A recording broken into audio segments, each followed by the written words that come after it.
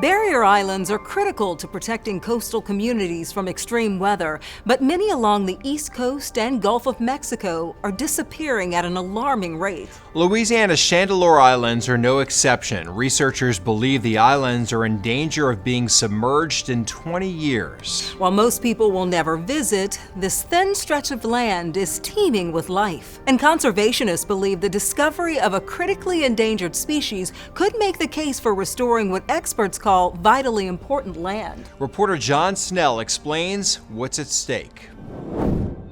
A newly hatched sea turtle makes a mad dash from its mother's nest to the Gulf of Mexico.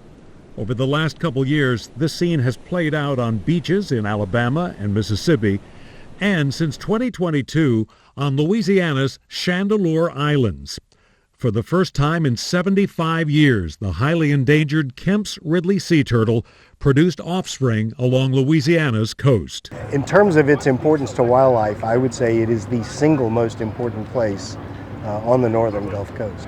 The Chandeleur Islands, a 50-mile-long arc of sand and seagrass, form Louisiana's easternmost point, home to tens of thousands of nesting birds. Even veteran biologists still get wowed at the sight of a seagull chick breaking free of its egg. But the Chandeleur Islands have been in a state of decline for decades. A Google Earth image shows the island chain in 2003 versus this shot from 2020. Katrina did a number on this place, blowing a new cut through one of the islands. When a hurricane takes these islands down, there will be a few years where there may be no attempt to nest out there. This is easily the most remote place in Louisiana. You can get here by seaplane or by boat, a sometimes bumpy 2-hour ordeal in the Gulf of Mexico. On this day, an angry Gulf forced a group of coastal scientists and state officials to postpone their trip. Saving this place also poses challenges, and that's where the turtles come in.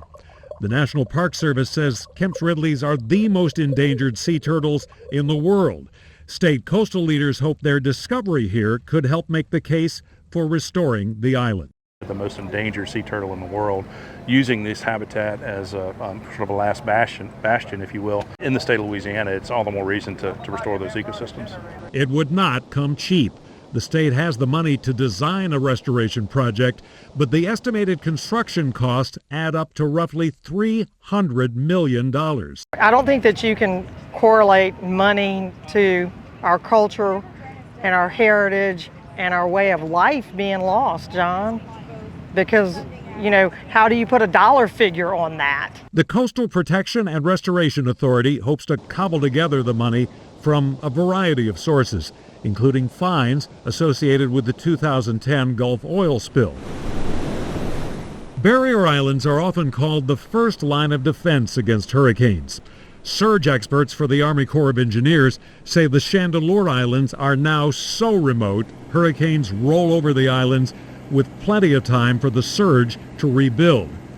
But advocates say there are other considerations. Many people will never visit this place, inhabited by no man. But there is something about knowing it's here. There aren't that many places in the world that belong to everybody, but actually belong to no human. And Chandeleur Islands is one of those. Mel Landry, a marine habitat specialist with NOAA, points out there is still something here to build on. It's so expensive to go back and build something that is no longer there when there's not a foundation to build on.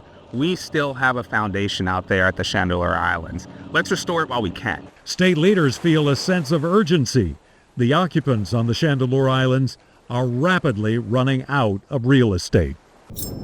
Finds from the 2010 Deepwater Horizon oil spill have also helped restore thousands of acres of barrier islands and marshland along the Gulf Coast, including Louisiana's Queen Bess and Rabbit Islands, where the state bird, the brown pelican, is now thriving. I just kept shaking my head and being in awe of the variety of vegetation that we have that's really starting to look thick and rich, and we're seeing brown pelicans nesting throughout the whole island. But scientists warn rising sea levels threaten to swamp coastal restoration efforts. To learn how, visit investigatetv.com and search Sinking Delta.